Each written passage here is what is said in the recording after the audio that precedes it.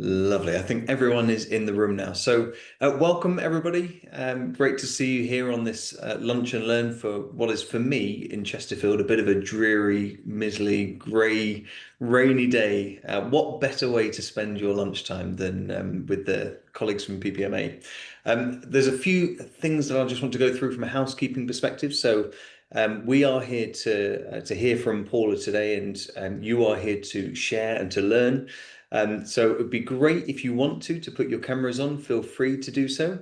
But if you can just keep your microphones on mute, that will mean that Paul is able to speak clearly and be heard by us all. The session is being recorded.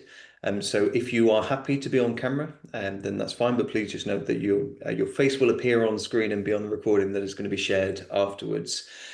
You'll see that there is already a comment in the chat, so please do feel free to put your questions in the chat. We'll put them to Paula towards the end of this session if time allows. If not, then we'll get some responses and share them out after this. Just advance notice, I'll say this again at the end, but when we get to the end of this session, when we have finished, the session will close and it will end the meeting quite abruptly. It always feels like it's slightly jarring, but that's just the way that Zoom works. So when we get to that point, I will just give you a reminder. And finally, this session is being recorded, so it will be shared after the event along with the slides that Paul is about to share.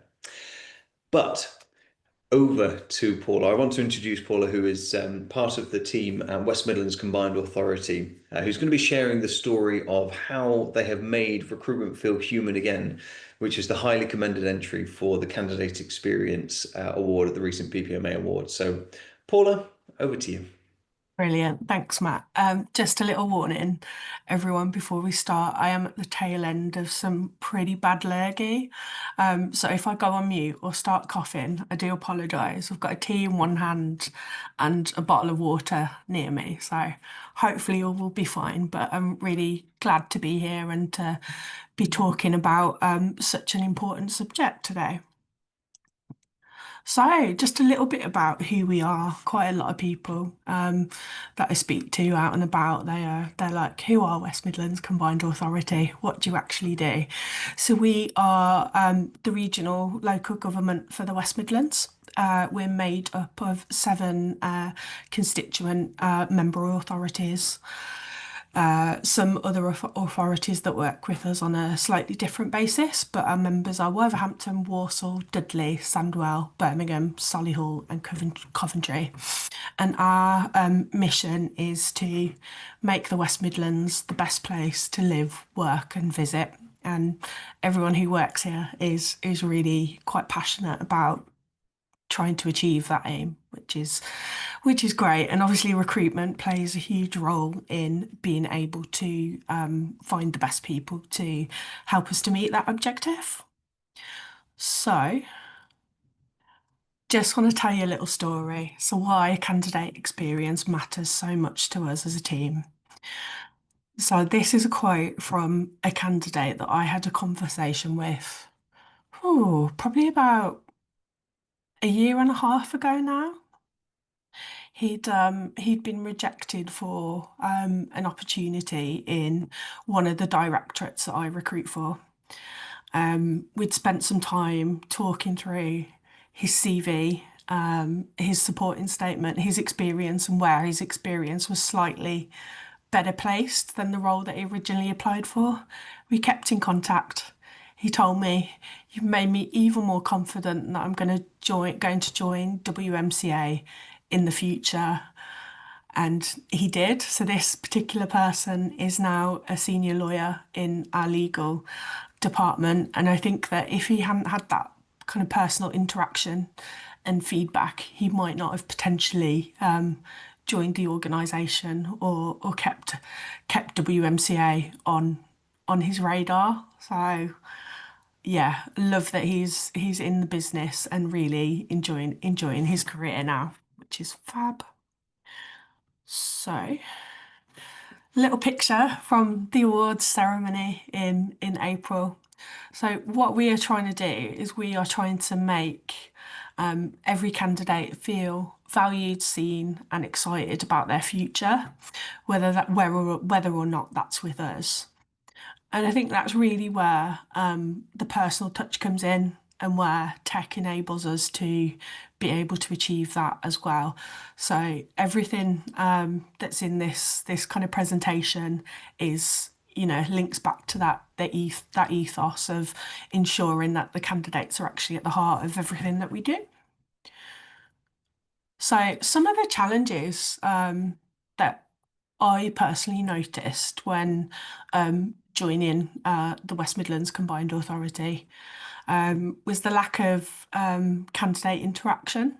A lot of what we did was online. Emails were being sent. Our ATS was sending emails to junk mail, so candidates weren't getting replies through. High volumes of application, need for speed and efficiency. So we're quite a small team. We're a team of 6, now 7 actually, in the past couple of weeks. And we service a 1,000 headcount organisation. So, there is a need for speed and to do things right and to do things correctly, and also a demand for a human and personal approach. So yeah, those were our main kind of challenges that we were facing. And really what I've done is I've kind of broken it down to 4 different pillars that we've used to change our approach to recruitment. I'll be talking you through all of these as well. So something that's human-centred, like I said, puts candidates at the heart of everything that we do.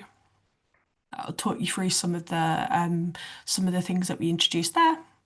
Technology enabled efficiency with TribePad. So TribePad has made our role easier and given us the time to really do the value add, which is spending time with candidates and hiring managers. Inclusive by design, so ensuring that our recruitment process is as inclusive as it can be, and it's not a bolt-on, it's thought about from the beginning. And also the internal mobility piece as well. I will just briefly spotlight one of our campaigns as well. So human-centred recruitment. So that kind of puts the candidate at the centre of everything that we do. And we started really, really small here. And it was just something that I'd started doing personally. So we introduced pre-interview check-ins. So a lot of our communication, as I said, was done via email. Things were going to junk mail. Candidates weren't turning up to interviews, that kind of thing, and really kind of noticing the lack of human interaction in the recruitment process. So we introduced that call for every candidate, which ensures that they know what to expect throughout the interview process. A transparent process as well. So we are very upfront around how our recruitment processes look. Constructive feedback. So that's something that we've worked really, really hard on to ensure that every candidate who interviews with us gets that feedback and gets that time to enable them to progress their career, whether it's with us or with someone else in the future. Empathy and communication. So, kind of looking at, I'm sure we've all either sent or been on the receiving end of those robotic kind of email templates that say, unfortunately, you've been unsuccessful in this role. So we've looked at all of that as well, and just made that more appropriate, let's say. So that was a big piece of work. And then inclusive by design, like I said, making sure that inclusion is at the heart of what we're doing rather than just a bolt-on and a nice to have. And then candidate empowerment and education, which I think is really, really important. So our newly designed careers website, we looked at all of the frequently asked questions and really kind of thought about the candidate journey, what candidates were wanting to know about working with us, wanted to know about our recruitment processes, and really looked at how we could provide material that makes the process a little bit easier to understand and engage with. Also looked at that for internal applicants as well. So lots of things there where we've really tried to put the candidate at the centre of what we do. So technology as an enabler. So recently, not recently now, January 2024, we implemented TribePad as part of the shared service with WME employers, and it's been a game changer for us in terms of efficiency and candidate experience. So little things like automatic integration, so making sure that the system speaks to the WM jobs job site, which is the public sector jobs board for the West Midlands, and vacancy poster, which really saves a lot of time from a recruiter's perspective. Already briefly mentioned the enhanced careers site, so clear candidate journey with questions and guidance to make sure that candidates were aware of what to expect. And I think even something as simple as on our careers site, a candidate being actually being able to log into a portal to view the status of their application, it meant that they could follow their application journey from beginning to end on our careers site.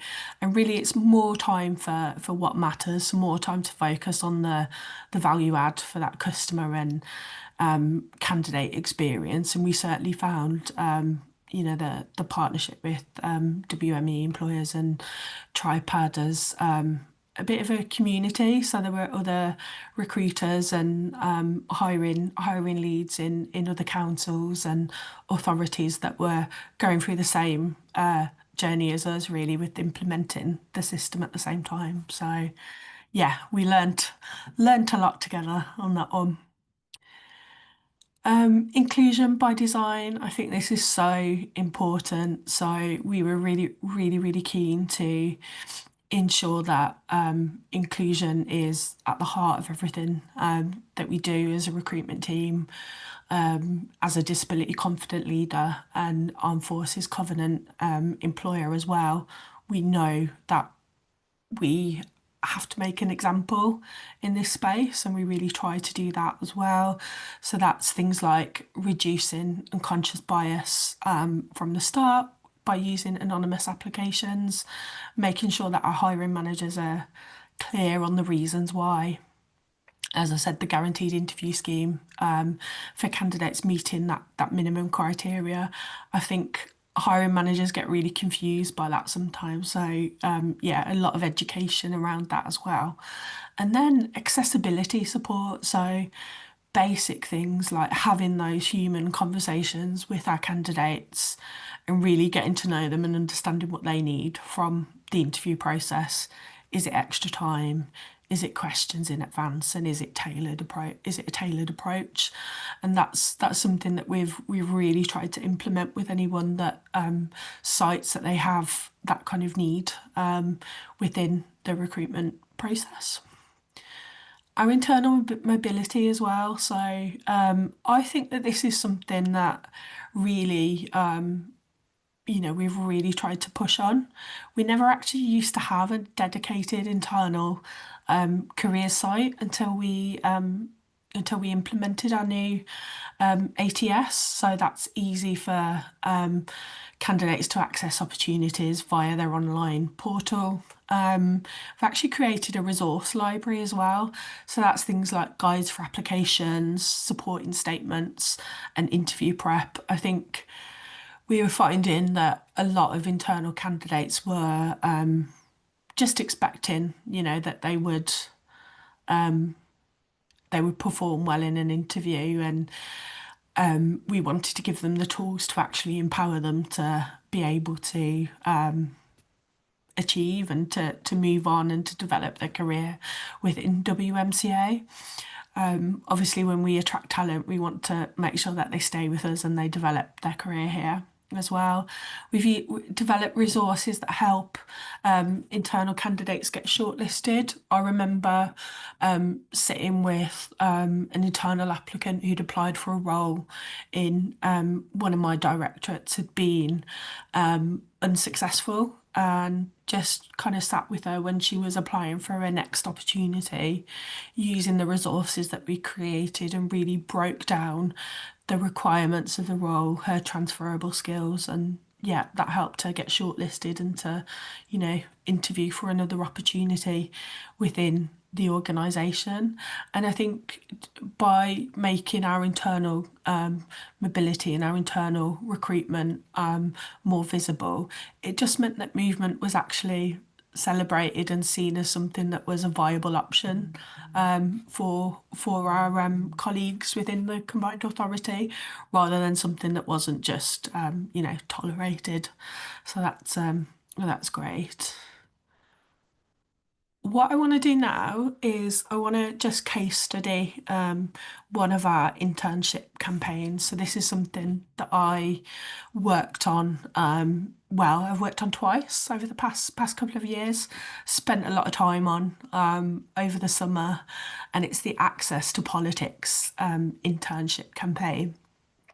So the policy and public affairs team that sits within our strategy and economy net zero directorate came to us with an issue.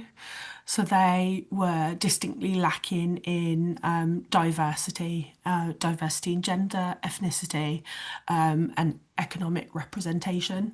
And they were seeing, that was an issue. That was a real issue for the team. And the goal was to create a pathway into regional politics for underrepresented communities and for young people as well. So what we really wanted to do here was to ensure that young people were being made familiar with who the Combined Authority are, what we do, and the wealth of careers that are here. So just to give you some numbers, I'll talk you through the recruitment process for that in a minute. 243 applications, this was last year. 100 longlisted, 19 interviewed, and 4 absolutely brilliant hires. So how did we do it? So we started with inclusive advertising. We aren't going to advertise in the most traditional places. We were looking at our relationships with universities and colleges, community groups, the Young Combined Authority, anywhere where we thought that young people might see the role, might find it interesting, and hopefully entice them to apply. We knew that we had to implement something that was tailored rather than the bespoke, rather than the normal, here's your careers history, here's your education history, here's your careers history, here's your education history, submit an application. So what we did there is we kind of focused on enthusiasm rather than ability. So looking at 4 key questions. What do the young people want to get out of the internship? What do they love most about the West Midlands? What's a problem in their local area that they want to solve? And what skills and experience do they think they could bring to the internship? And we were really keen to see young people who had that problem solving approach and had that enthusiasm for the West Midlands as well. So that was really, really key. I think there were those 4 application questions had a 250 word limit. Really, really important. We also organised webinars. So I think we organised 2 last year, one on an evening, one on a lunchtime. Chance for candidates to come on, find out more about us, more about what we do, the roles in the team. And we were really, really keen to ensure that there was a diverse panel. So a diverse panel of colleagues across the Combined Authority who could Sorry, I was doing so well. Who could share their experience about just going to mute myself for a second. Who could share their experience about what it was like to work here and their path into policy and public affairs, just so that the young people could potentially see themselves in some of the colleagues that were on that panel. I did a little session around application technique, what we were looking for, that kind of thing as well. So those webinars were really, really well attended. I think there were a couple of hundred across both of them, which was great. We also recorded them, sent them out to anyone that had been interested. Also, personal support. So when I was organising the interviews, I was very, very conscious that for these young people, it might potentially be their first experience of a formal recruitment process. And we want it to be a good one, you know. So it was tailored phone calls to each candidate to tell them a little bit more about the interview process, tell them about what to expect, even little things like what they were going to expect in the office once they got there. And yeah, just really being that hand to hold throughout the process. And I think a lot of the candidates found that really useful. So feedback at every stage, I think this is a bit of an interesting one. So we were really keen that even though candidates that weren't being interviewed, we wanted them to receive some kind of level of feedback. Obviously, we had quite a lot of applications, so nearly 250. It would have been impossible to give that personalised feedback to everyone. But what we did do is look at the rejected applications and the reasons for not progressing, and then identify some key reasons. So every candidate that was rejected prior to that interview stage got some feedback, got something they could work on, and it was tangible. And we had a lot of people really, really thankful for that as well.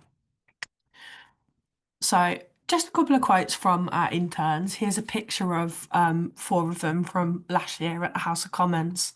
So, as someone with additional accessibility needs, the recruitment and selection process was refreshingly engaging and inclusive. The team made a genuine effort to understand my values, experiences and aspirations, which really humanised the process.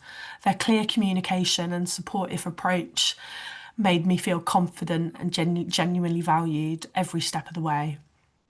I love that. It just made me so happy to read that. And then the recruitment experience was encouraging, supportive, and empowering. The team consistently and clearly throughout with a level of personalisation and guidance, which allowed me to excel and set the tone for the excellence of the entire organisation. A masterclass in how recruitment brings out the best of people. I think candidate experience, it can feel like something that's quite fluffy and hard to define at times, but I think just seeing in writing those two quotes from those two amazing young women who had a great experience with us just makes it all worthwhile, to be honest. This year's program actually nearly doubled in size, which was amazing. So a lot of other teams within the directorate heard about the success of the pilot program. So that resulted in 7 internships in 5 different teams across the strategy, economy and net zero directorate. 718 applications. I looked at every single one of those. 135 candidates shortlisted and 30 interviews over 2 days with 5 different panels. So a lot of coordination, but a lot of buy-in from stakeholders who had seen the success of the programme, had seen the young people really come in and work on some real life projects that really added value to the team and to the directorate more widely, and who wanted to be involved in it. So this year we had roles in our environment team, our research and inclusive growth team, and the policy and public affairs team as well. And I'm expecting it to grow grow again next year. So I'm sure it will keep us all busy. And with regards to the interviews, we kind of toiled with the do we do an assessment centre? Do we do an interview? And we went down the interview approach purely because it was an 8-week placement, and we kind of felt that an assessment centre approach might not work for this particular kind of program. But it's really exciting to see that it's grown, that these young people who probably wouldn't have known anything about West Midlands Combined Authority before have been given really great opportunities to start their career. A lot of them have gone back to university in their final year. I know a couple are still looking for work at the moment. A couple from last year's programme actually stayed on for about a year in different teams as well. So absolutely great success story there for us.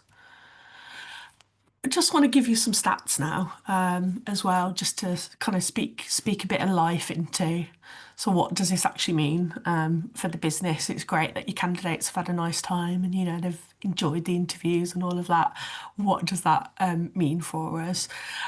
So, since kind of the implementation of TribePad and that process, we've seen a 36% increase in completed applications. So it's now at a 78% completion rate, which tells us that we've got our application process right, that it feels like candidates are, working through it and actually seeing a role and getting to the end of the process, which is what we want. 19% reduction in time to offer. I'm quite proud of our time to offer. 32 days is pretty decent, to be honest, but it was down from 32 days down to 26 days. So that's where that speed and that efficiency comes in, as well. That means, we're able to onboard new colleagues quicker, and they're able to make a bigger impact in the business, as well. 96% direct hire rate. Our direct hire rate is fantastic. I'm just going to say that for for quite a small team, but it was great to see that increase as well. We are to have that rate in direct hiring, I think is a fantastic stat for an internal talent acquisition team to shout about. 1.3 million cost savings for 2023 to 2024. So that's looking at taking out recruitment costs. That's what we'd save the business in terms of avoiding working with agency recruiters. We do work with agency recruiters, of course, but we like to do the majority of that ourselves. So some really good stats there about how we've worked really hard to add value to the business. Some lessons learned, I guess. So leading with empathy. I think that empathy in recruitment is crucial. I know we're all really busy. We've got to-do lists as long as our arm, hiring managers to update, people to chase, all sorts going on. I think asking that question, what does this feel like for the candidate? And keeping that at every point within the recruitment process. Feedback always. I don't think feedback's optional. I think it's, especially if someone's invested the time to attend an interview with us, we should be giving that feedback, and that feedback needs to be tangible. And I think even those candidates for the internship programme that were rejected, that feedback was value added for them. Tech absolutely got a place in recruitment. I love tech, but automation should give us more time for people, not replace them. So it's about working with the tech that you do have. Inclusion from day one, so building it in, not adding it on later, making sure that that's at the heart of everything that you do. And then partnering with hiring managers, I think the internship campaign was a really good example of that. And candidates experience the whole of your organisation through them. So, yeah, if I could probably add maybe 10 more different things about what we've learned through this journey, really. But I think that's five that stick out. Any questions? I think that's the end of the deck for me. Oh, I'll stop sharing. brilliant. Thank you so much for sharing that, Paula, especially when you're ill. I think we can all sympathize having to, to situation, but so many great things in there. I can speak on behalf of TribePad as your partners, and Lucy from WME, I'm sure would echo this, that it's great to get a seat at the table and just to witness firsthand how you guys are addressing things. One small thing, and there's a question in the chat from Sonia, which I'm going to call out in just a moment, but that time to offer for me feels really significant. So on the Yeah. face of it, saving 6 days in a process sounds like a decent saving, but just some really quick maths that I've done, that turns into 5 extra heads across a whole year. So if you could employ 5 additional people in the council without having to pay them in a year, I think people would snap your hands off for that, wouldn't they? So Oh, oh dear. it's a really Yeah. significant thing, even just shaving 6 days off of that. So the question that's come in from Sonia, and I was going to ask this question, so I'm really pleased that Sonia has as well, which was, thank you for sharing the information. What was the content that you used in your pre-application webinars and who hosted them? So we had a panel that hosted the pre-application webinars. So there was obviously myself as the recruiter. We had our policy and public affairs executive who was managing things from the directorate perspective, and then we had just interesting colleagues who had a story to tell about their journey into local government, into policy and public affairs. I think for one webinar this year, we actually had an ex-intern on, which was amazing because the team got to those on the webinar got to hear more about their journey. We had a head of service, just different, interesting people with stories to tell.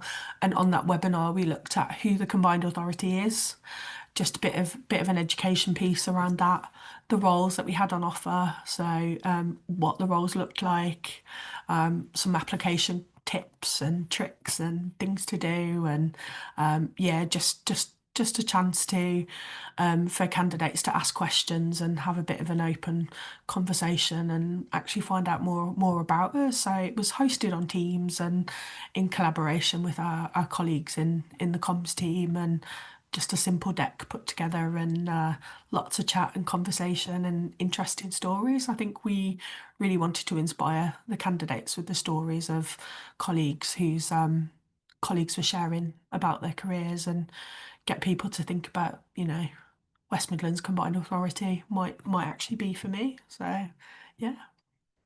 That's brilliant. What I'm hearing there is it sounds like it's not a huge amount of preparation to do, but has a really tangible result. Because you called this out, that candidate experience can feel a Yeah, little bit fluffy or a little bit nice to have sometimes. yeah, And yeah, also in some larger authorities, people are thinking, we're seeing huge numbers of candidates. How do we possibly prioritize candidate experience when we're dealing with such a high volume? But the answer is right there, that actually yeah. if you do something for the many, then you can really make a difference. Yeah, definitely. I think it's about being strategic about it as well, Yes, it's a nice to have, and it's fluffy, and it's great to make people feel good, and you know, that's important as well.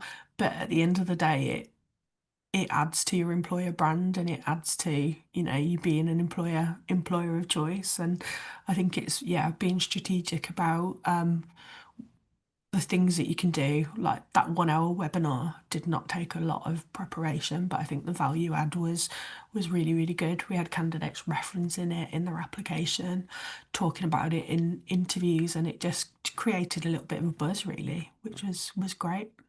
Excellent.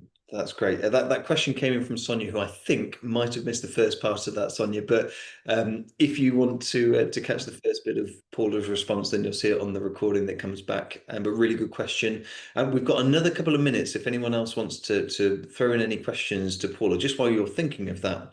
audience, the question that I had really goes back to the heart of what you're wanting to achieve. So, you talk about human-centered uh, recruitment, which is what it's all about, and that piece about a masterclass in how recruitment brings the best out of people just completely validates your approach.